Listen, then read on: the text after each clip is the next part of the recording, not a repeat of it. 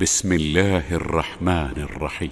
تلك الرسل فضلنا بعضهم على بعض، منهم من كلم الله ورفع بعضهم درجات، وآتينا عيسى ابن مريم البينات وأيدناه بروح القدس، ولو شاء الله ما اقتتل الذين من بعدهم من بعد ما جاءتهم البينات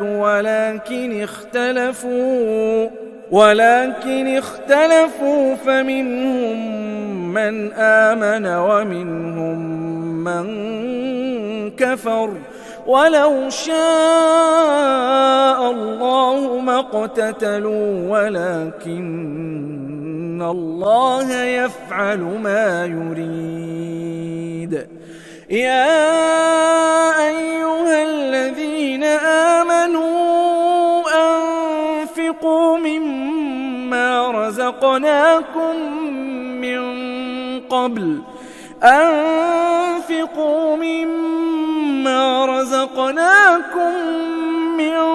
قبل أن يأتي يوم لا بيع فيه ولا خلة ولا شفاعة والكافرون هم الظالمون. الله لا إله إلا هو الحي القيوم، لا تأخذه سنة ولا نوم، له ما في السماوات وما في الأرض. من ذا الذي يشفع عنده إلا بإذنه، يعلم ما بين أيديهم وما خلفهم، ولا يحيطون بشيء من علمه إلا بما شاء، وسع كرسيه السماوات والأرض ولا يؤوده حفظهما وهو العلي العظيم.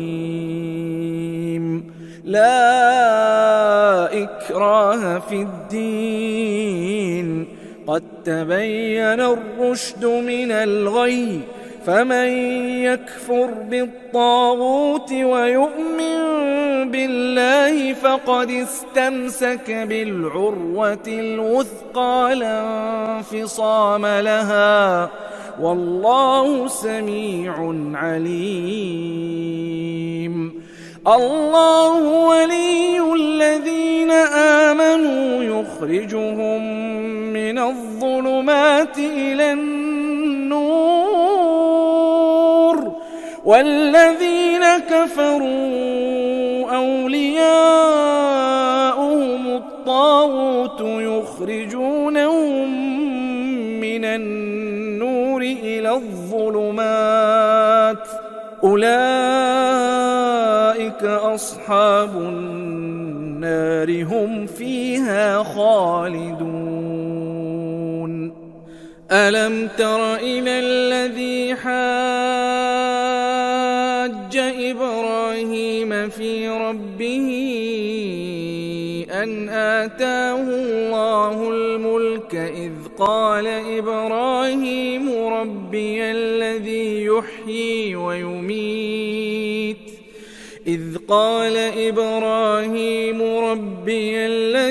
يحيي ويميت قال أنا أحيي وأميت. قال إبراهيم فإن الله يأتي بالشمس من المشرق فأت بها من المغرب، فبهت الذي كفر والله لا يهدي القوم الظالمين. أو كالذي مر على قرية وهي خاوية على عروشها قال أنى يحيي هذه الله بعد موتها، فأماته الله 100 عام ثم بعثه قال كم لبثت؟ قال لبثت يوما أو بعض يوم. قال بل لبثت 100 عام فانظر إلى طعامك وشرابك لم يتسنه وانظر إلى حمارك ولنجعلك آية للناس وانظر إلى العظام كيف ننشزها ثم نكسوها لحما فلما تبين له قال أعلم أن الله على كل شيء قدير. وإذ قال إبراهيم رب أرني كيف تحيي الموتى قال أولم تؤمن قال بلى ولكن ليطمئن قلبي قال فخذ 4 من الطير فصرهن إليك ثم اجعل على كل جبل منهن جزءا ثم ادعهن يأتينك سعيا واعلم أن الله عزيز حكيم. مثل الذين ينفقون أموالهم في سبيل الله كمثل حبة أنبتت 7 سنابل في كل سنبلة 100 حبة والله يضاعف لمن يشاء والله واسع عليم. الذين ينفقون أموالهم في سبيل الله ثم لا يتبعون ما أنفقوا منا ولا أذى لهم أجرهم عند ربهم ولا خوف عليهم ولا هم يحزنون. قول معروف ومغفرة خير من صدقة يتبعها أذى والله غني حليم. يا أيها الذين آمنوا لا تبطلوا صدقاتكم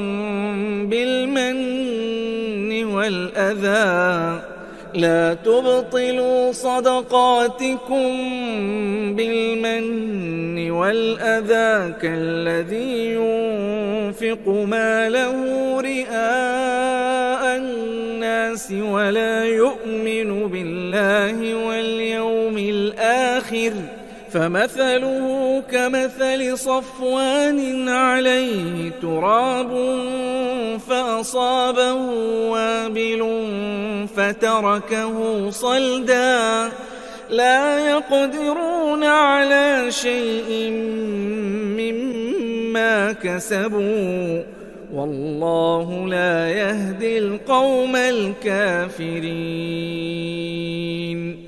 ومثل الذين ينفقون أموالهم ابتغاء مرضات الله وتثبيتا من أنفسهم كمثل جنة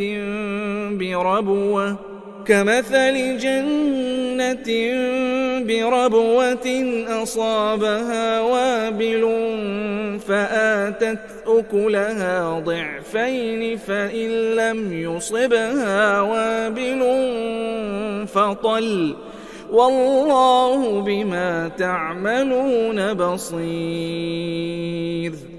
أيود أحدكم أن تكون له جنة من نخيل وأعناب تجري من تحتها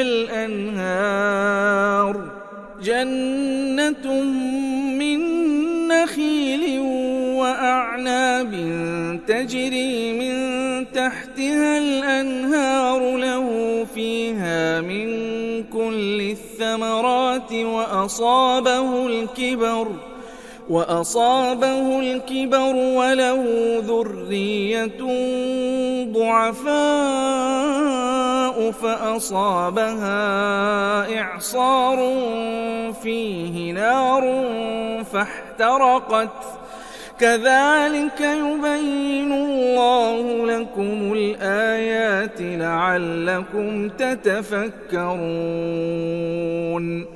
يا أيها الذين آمنوا أنفقوا من طيبات ما كسبتم ومما أخرجنا لكم من الأرض ولا تيمموا الخبيث منه تنفقون ولستم بآخذيه إلا أن تغمضوا فيه واعلموا أن الله غني حميد.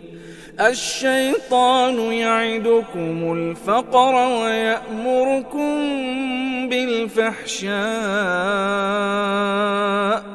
والله يعدكم مغفرة منه وفضلا والله واسع عليم. يؤتي الحكمة من يشاء ومن يؤت الحكمة فقد أوتي خيرا كثيرا وما يذكر إلا أولو الألباب. وما أنفقتم من نفقة أو نذرتم من نذر فإن الله يعلمه وما للظالمين من أنصار.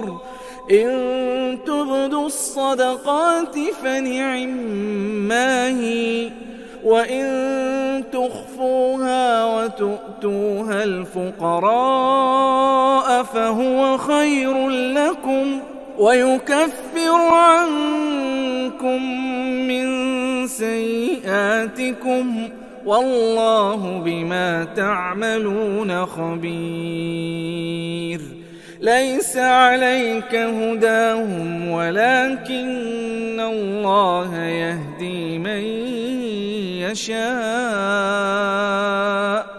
وما تنفقوا من خير فلأنفسكم وما تنفقون إلا ابتغاء وجه الله وما تنفقوا من خير يوفى إليكم وأنتم لا تظلمون. للفقراء الذين أحصروا في سبيل الله لا يستطيعون ضربا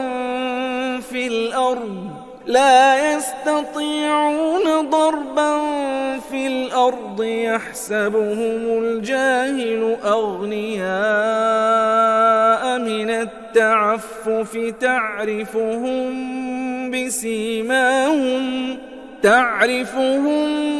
بسيماهم لا يسألون الناس إلحافا وما تنفقوا من خير فإن الله به عليم. الذين ينفقون أموالهم بالليل والنهار سرا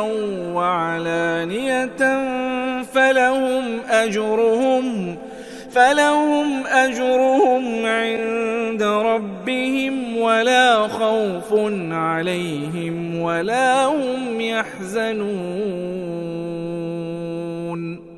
الذين يأكلون الربا لا يقومون إلا كما يقوم الذي يتخبطه الشيطان من المس، ذلك بأنهم قالوا إنما البيع مثل الربا وأحل الله البيع وحرم الربا، فمن جاءه موعظة من ربه فانتهى فله ما سلف وأمره إلى الله، ومن عاد فأولئك أصحاب النار هم فيها خالدون.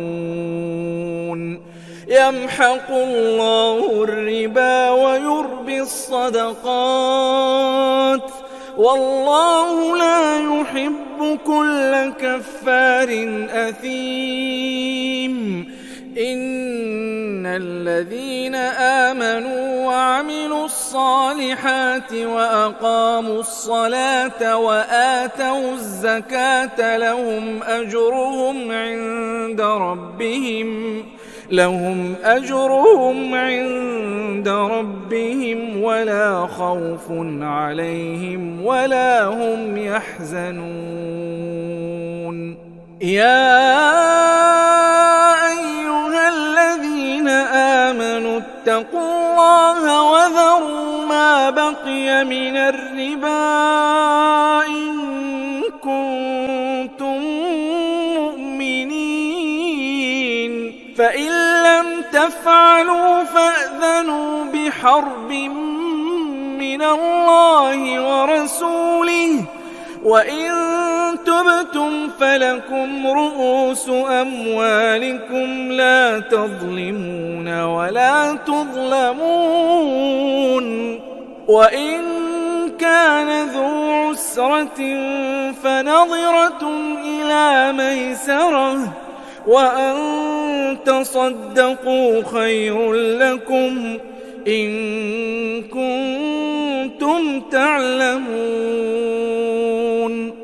واتقوا يوما ترجعون فيه إلى الله ثم توفى كل نفس ما كسبت وهم لا يظلمون.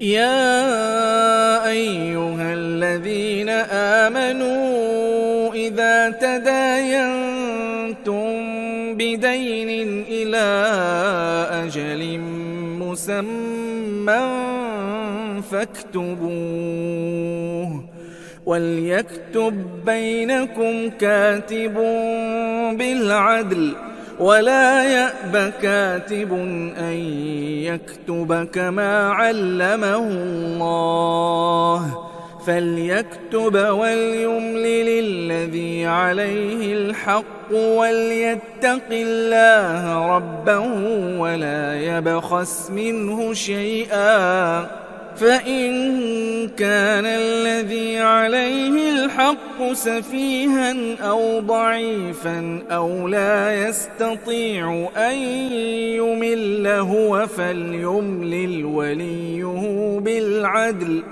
واستشهدوا شهيدين من رجالكم، فإن لم يكونا رجلين فرجل وامرأتان ممن ترضون من الشهداء أن تضل إحداهما فتذكر إحداهما الأخرى، ولا يأبى الشهداء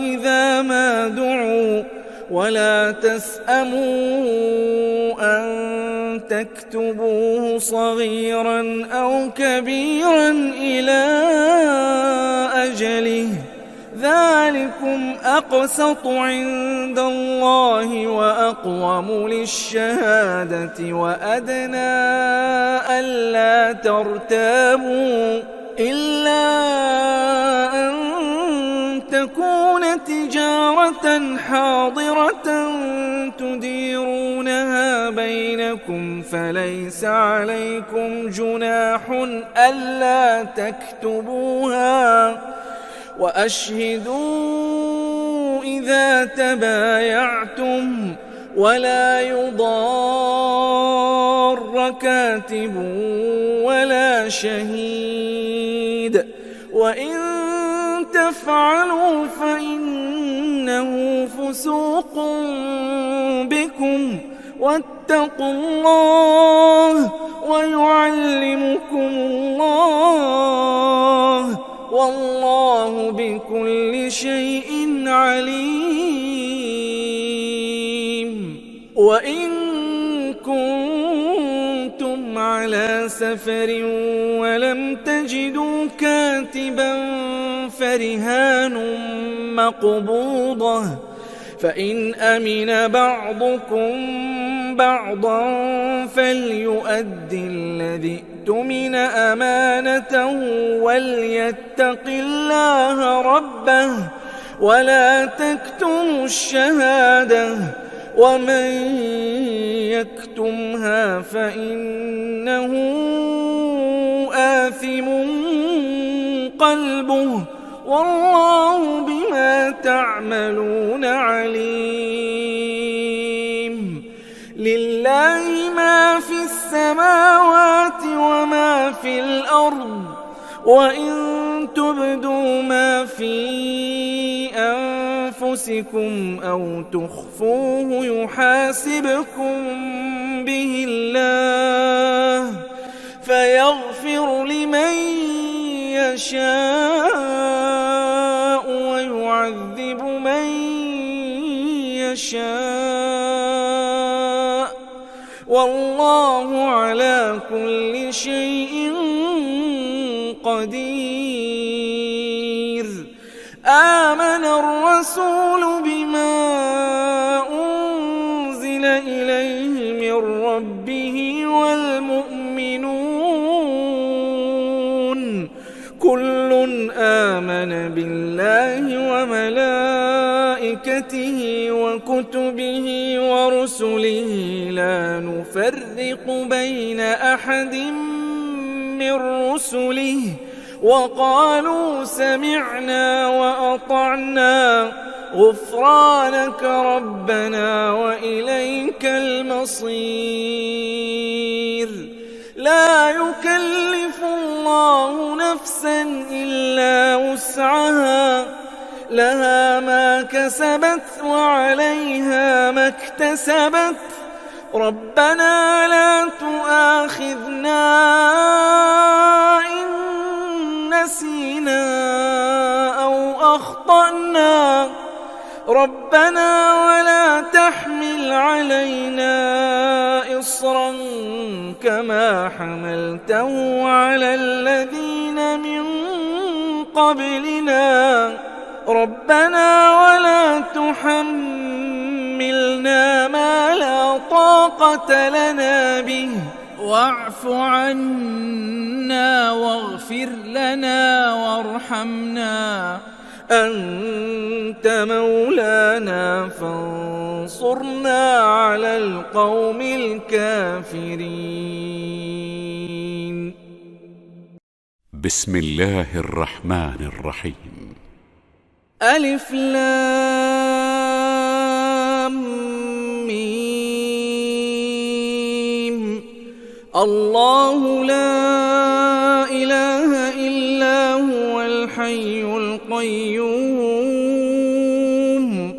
نزل عليك الكتاب بالحق مصدقا لما بين يديه وأنزل التوراة والإنجيل من قبل هدى للناس وأنزل الفرقان إن الذين كفروا بآيات الله لهم عذاب شديد والله عزيز ذو انتقام. إن الله لا يخفى عليه شيء في الأرض ولا في السماء. هو الذي يصوركم في الأرحام كيف يشاء لا إله إلا هو العزيز الحكيم. هو الذي أنزل عليك الكتاب منه آيات محكمات هن أم الكتاب وأخر متشابهات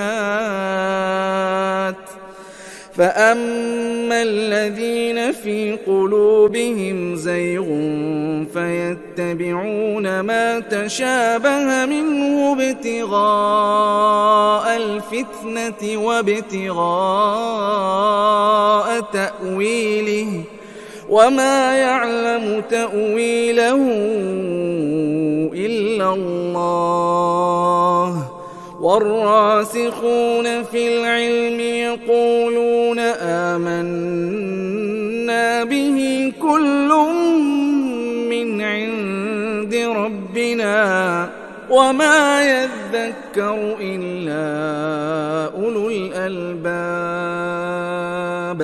ربنا لا تزغ قلوبنا بعد إذ هديتنا وهب لنا من لدنك رحمة إنك أنت الوهاب. ربنا إنك جامع الناس ليوم لا ريب فيه إن الله لا يخلف الميعاد. إن الذين كفروا لن تغني عنهم أموالهم ولا أولادهم من الله شيئا وأولئك هم وقود النار كدأب آل فرعون والذين من قبلهم كذبوا بآياتنا فأخذهم الله بذنوبهم والله شديد العقاب. قل للذين كفروا ستغلبون وتحشرون إلى جهنم وبئس المهاد.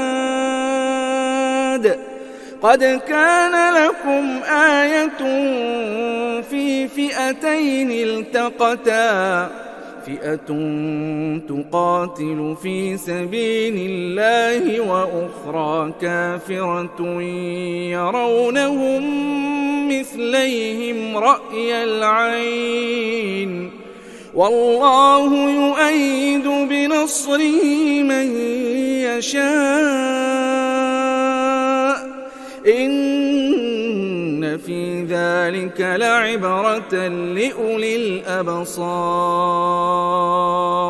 زين للناس حب الشهوات من النساء والبنين والقناطير المقنطرة من الذهب والفضة والخيل المسومة والأنعام والحرث ذلك متاع الحياة الدنيا والله عنده حسن المآب.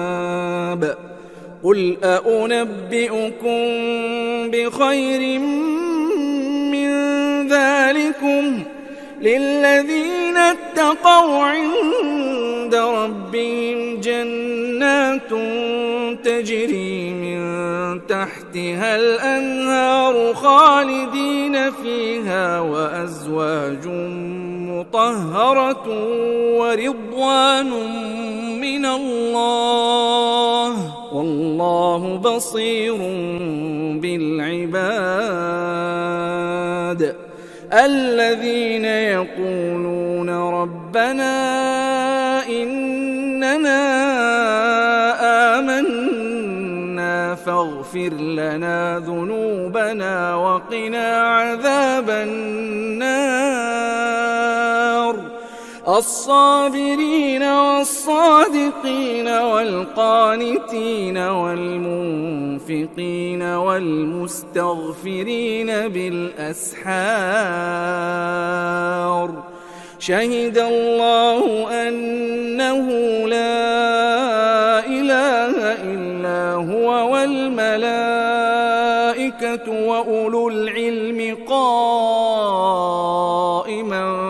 بالقسط لا إله إلا هو العزيز الحكيم. إن الدين عند الله الإسلام وما اختلف الذين أوتوا الكتاب إلا من بعد ما جاءهم العلم بغيا بينهم ومن يكفر بآيات الله فإن الله سريع الحساب. فإن حاجوك فقل أسلمت وجهي لله ومن اتبعني وقل للذين أوتوا الكتاب والأميين أأسلمتم فإن أسلموا فقد اهتدوا وإن تولوا فإنما عليك البلاغ والله بصير بالعباد. إن الذين يكفرون بآيات الله ويقتلون النبيين بغير حق ويقتلون الذين يأمرون بالقسط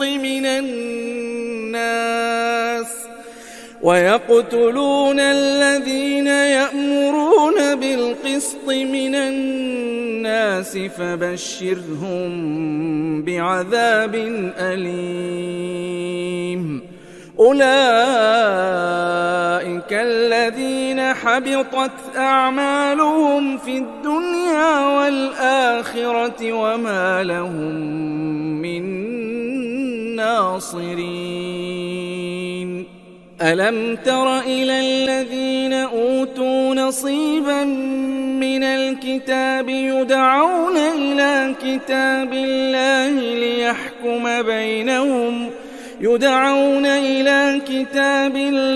ليحكم بينهم ثم يتولى فريق منهم وهم معرضون.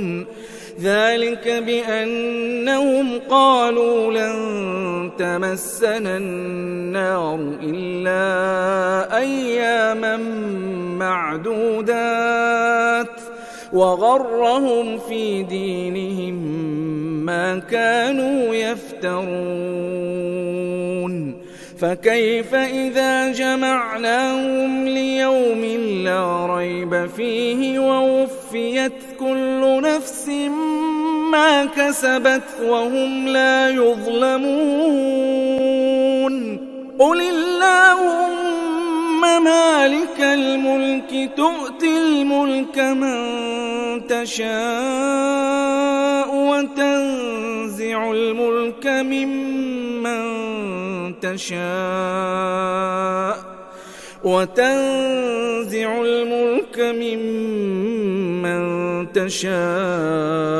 وتعز من تشاء وتذل من تشاء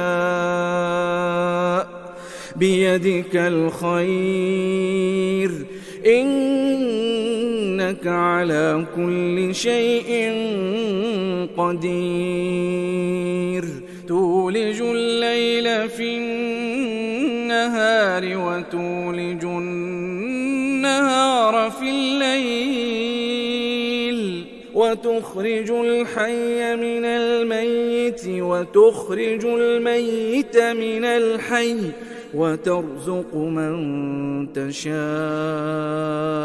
بغير حساب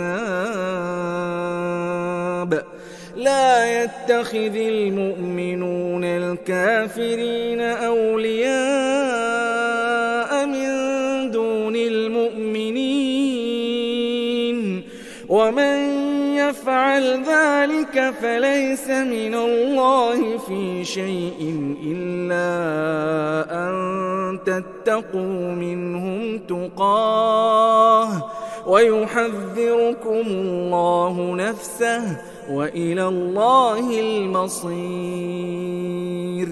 قل إن تخفوا ما في صدوركم أو تبدوه يعلمه الله ويعلم ما في السماوات وما في الأرض والله على كل شيء قدير يوم تجد كل نفس ما عملت من خير محضرا وما عملت من سوء تود لو أن بينها وبينه أمدا بعيدا ويحذركم الله نفسه والله رؤوف بالعباد قل إن كنتم تحبون الله فاتبعوني يحببكم الله ويغفر لكم ذنوبكم والله غفور رحيم قل أطيعوا الله والرسول فإن تولوا فإن الله لا يحب الكافرين إن الله اصطفى آدم ونوحا وآل إبراهيم وآل عمران على العالمين ذرية بعضها من بعض والله سميع عليم إذ قالت امرأة عمران رب إني نذرت لك ما في بطني محررا فتقبل مني إنك أنت السميع العليم فلما وضعتها قالت رب إني وضعتها أنثى والله أعلم بما وضعت وليس الذكر كالأنثى وإني سميتها مريم وإني أعيذها بك وذريتها من الشيطان الرجيم فتقبلها ربها بقبول حسن وأنبتها نباتا حسنا وكفلها زكريا كلما دخل عليها زكريا المحراب وجد عندها رزقا قال يا مريم أنى لك هذا قالت هو من عند الله إن الله يرزق من يشاء بغير حساب هنالك دعا زكريا ربه قال رب هب لي من لدنك ذرية طيبة إنك سميع الدعاء. فنادته الملائكة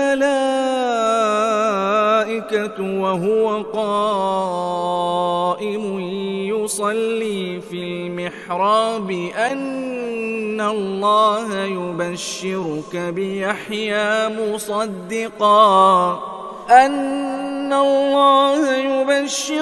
بيحيى مصدقا بكلمة من الله وسيدا وحصورا ونبيا من الصالحين.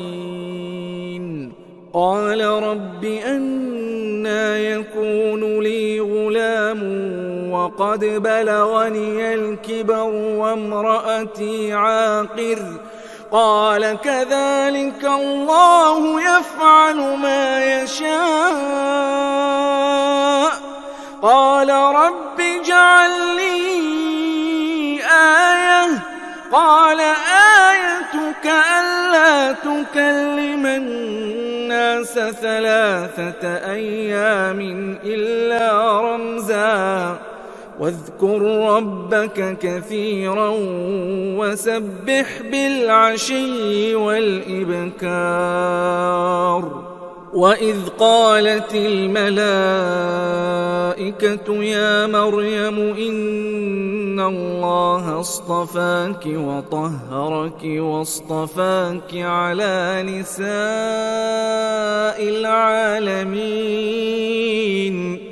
يا مريم اقنتي لربك واسجدي واركعي مع الراكعين.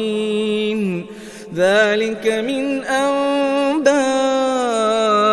الغيب نوحيه إليك وما كنت لديهم إذ يلقون أقلامهم أيهم يكفل مريم وما كنت لديهم إذ يختصمون.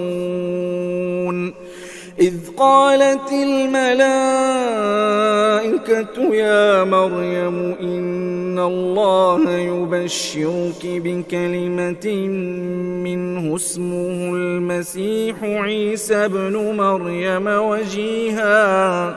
إن الله يبشرك بكلمة منه اسمه المسيح عيسى ابن مريم وجيها في الدنيا والآخرة ومن المقربين ويكلم الناس في المهد وكهلا ومن الصالحين. قالت رب أنى يكون لي ولد ولم يمسسني بشر. قال كذلك الله يخلق ما يشاء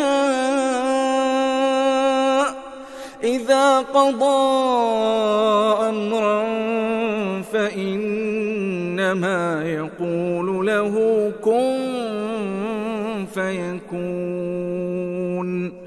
ويعلمه الكتاب والحكمة والتوراة والإنجيل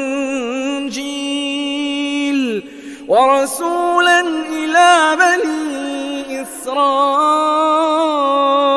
أني قد جئتكم بآية من ربكم أني أخلق لكم من الطين كهيئة الطير فأنفخ فيه فيكون طيرا بإذن الله وأبرئ الأكمه والأبرص وأحيي الموتى بإذن الله وأنبئكم بما تأكلون وما تدخرون في بيوتكم إن في ذلك لآية لكم إن كنتم مؤمنين.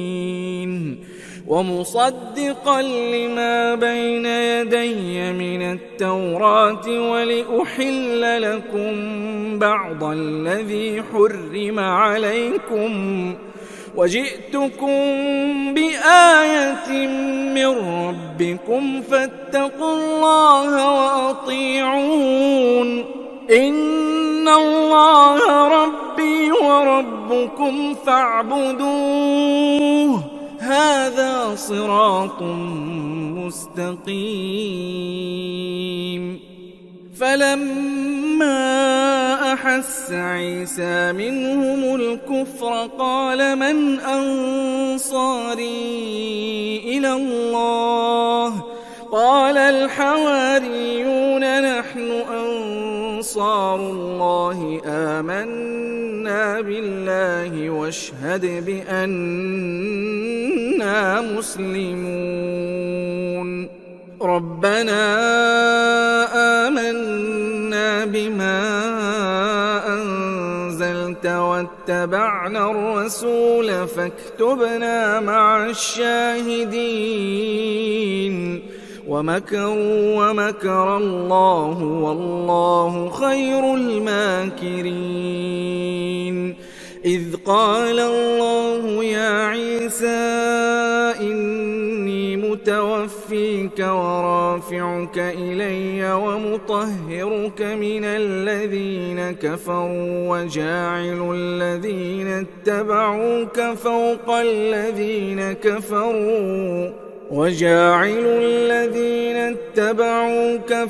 الذين كفروا إلى يوم القيامة ثم إلي مرجعكم فأحكم بينكم فيما كنتم فيه تختلفون. فأما الذين كفروا فأعذبهم عذابا شديدا في الدنيا والآخرة وما لهم من ناصرين. وأما الذين آمنوا وعملوا الصالحات فيوفيهم أجورهم والله لا يحب الظالمين. ذلك نتلوه عليك من الآيات والذكر الحكيم. إن مثل عيسى عند الله كمثل آدم خلقه من تراب ثم قال له كن فيكون. الحق من ربك فلا تكن من الممترين. فمن حاجك فيه من بعد ما جاءك من العلم فقل تعالوا ندع أبناءنا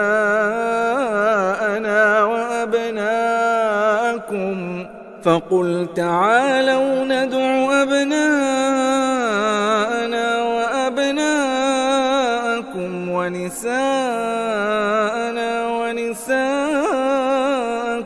وأنفسنا وأنفسكم ثم نبتهل فنجعل لعنة الله على الكاذبين.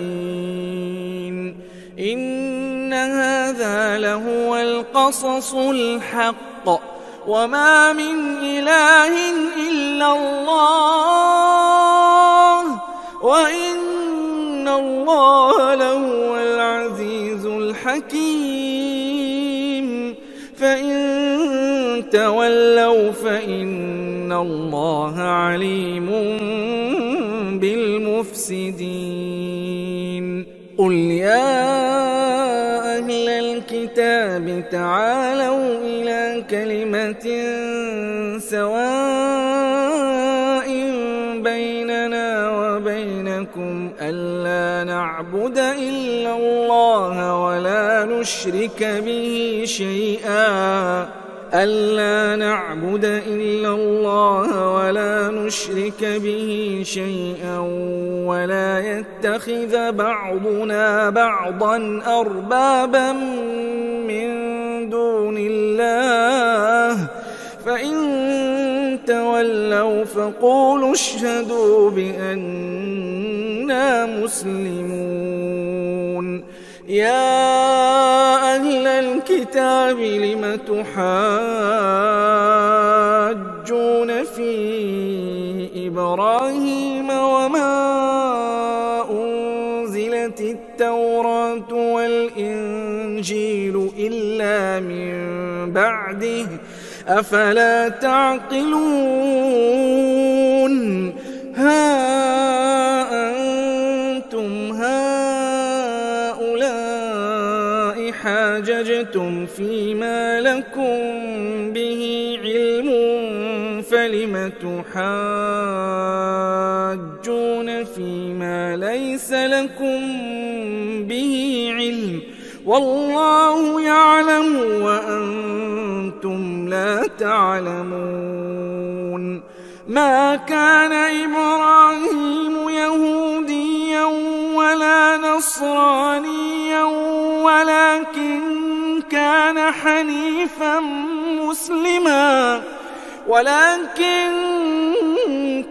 حنيفا مسلما وما كان من المشركين. إن أولى الناس بإبراهيم للذين اتبعوه وهذا النبي والذين آمنوا والله ولي المؤمنين. ودت طائفة من أهل الكتاب لو يضلونكم وما يضلون إلا أنفسهم وما يشعرون. يا أهل الكتاب لم تكفرون بآيات الله وأنتم تشهدون. يا أهل الكتاب لم تلبسون الحق بالباطل وتكتمون الحق وأنتم تعلمون. وقالت طائفة من أهل الكتاب آمنوا بالذي أنزل على الذين آمنوا وجه النهار واكفروا آخره لعلهم يرجعون. ولا تؤمنوا إلا لمن تبع دينكم قل إن الهدى هدى الله أن يؤتى أحد مثل ما أوتيتم أو يحاجوكم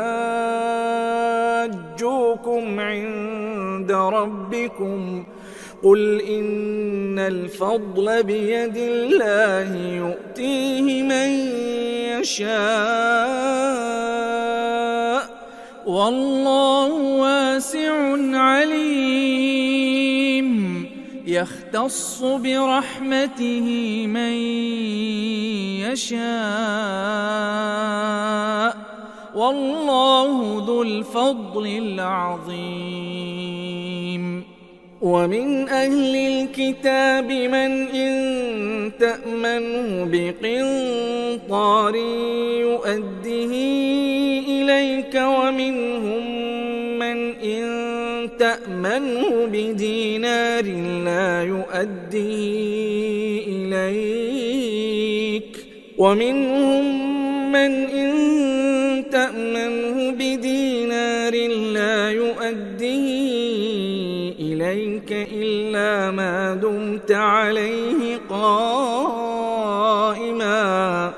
ذلك بأنهم قالوا ليس علينا في الأميين سبيل ويقولون على الله الكذب وهم يعلمون.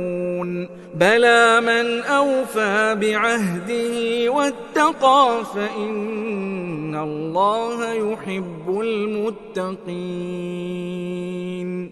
إن الذين يشترون بعهد الله وأيمانهم ثمنا قليلا أولئك لا خلاق لهم في الآخرة ولا يكلمهم الله ولا ينظر إليهم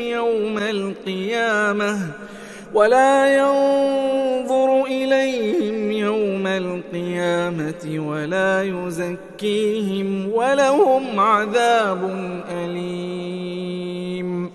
وإن منهم لفريقا يلوون ألسنتهم بالكتاب لتحسبوه من الكتاب وما هو من الكتاب ويقولون هو من عند الله وما هو من عند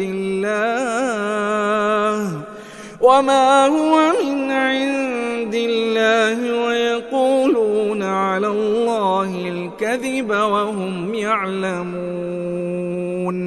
ما كان لبشر أن يؤتيه الله الكتاب والحكم والنبوة ثم يقول للناس كونوا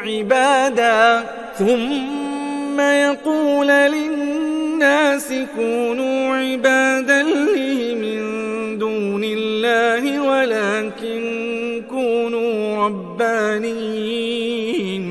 ولكن كونوا ربانيين بما كنتم تعلمون الكتاب وبما كنتم تدرسون.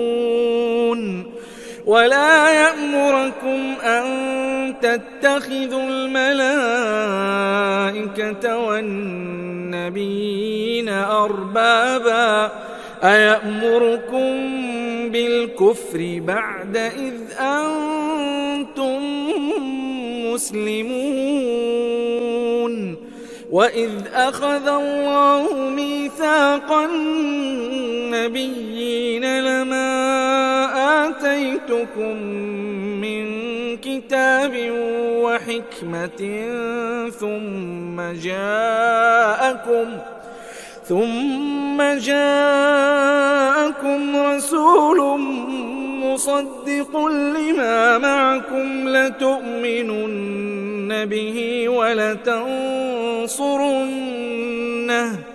قال أأقررتم وأخذتم على ذلكم إصري قالوا أقررنا قال فاشهدوا وأنا معكم من الشاهدين. فمن تولى بعد ذلك فأولئك هم الفاسقون. أفغير دين الله يبغون وله أسلم من في السماوات والأرض طوعا وكرها وإليه يرجعون. قل آمنا بالله وما أنزل علينا وما أنزل على إبراهيم وإسماعيل وإسحاق ويعقوب والأسباط وما أوتي موسى وعيسى والنبيون من ربهم لا نفرق بين أحد منهم ونحن له مسلمون. ومن يبتغ غير الإسلام دينا فلن يقبل منه وهو في الآخرة من الخاسرين. كيف يهدي الله قوما كفروا بعد إيمانهم وشهدوا أن الرسول حق وجاءهم البينات والله لا يهدي القوم الظالمين. أولئك جزاؤهم أن عليهم لعنة الله والملائكة والناس أجمعين خالدين فيها لا يخفف عنهم العذاب ولا هم ينظرون إلا الذين تابوا من بعد ذلك وأصلحوا فإن الله غفور رحيم. إن الذين كفروا بعد إيمانهم ثم ازدادوا كفرا لن تقبل توبتهم وأولئك هم الضالون. إن الذين كفروا وماتوا وهم كفار فلن يقبل من أحدهم ملء الأرض ذهبا ولو افتدى به أولئك لهم عذاب أليم وما لهم من ناصرين.